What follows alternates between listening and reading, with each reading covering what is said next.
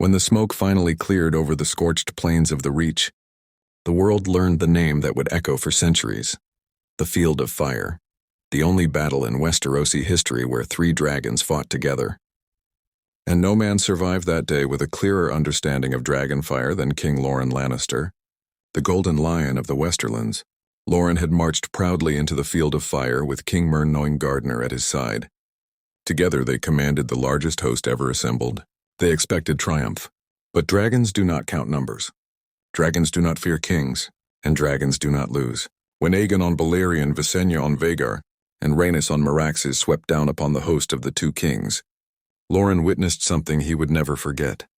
Armored knights melting inside their steel, horses exploding in flame, entire shields turning into glowing rivers of metal. The golden fields of the Reach burned so hot that the ground itself cracked open. By the time the dragons lifted back into the sky, King Myrn and his entire bloodline were nothing but ash, and Loren Lannister was one of the only High Lords still alive. He fled the battlefield with what remained of his guard, riding west as fast as his horse could carry him. But Aegon did not pursue. He didn't need to. Loren's will had already been broken. When he reached Casterly Rock, the symbol of Lannister pride and wealth, he saw the truth clearly. His gold, his armies, his banners, none of it could stand against dragons.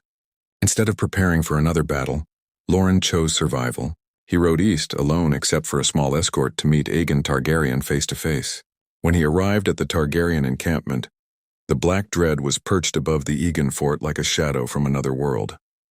Loren dismounted, removed his crown, and knelt in the dirt before the man he had once sworn to defeat. Aegon accepted his surrender with a measured hand. He restored Loren as Lord of Casterly Rock and Warden of the West, declaring, "The Lannisters shall rule the Westerlands in my name." In that moment, House Lannister did something that would secure its future for centuries. They bent instead of burned.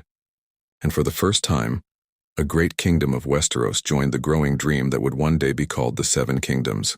The Rock submitted, the Lion bowed, and the Golden West became the realm of dragons.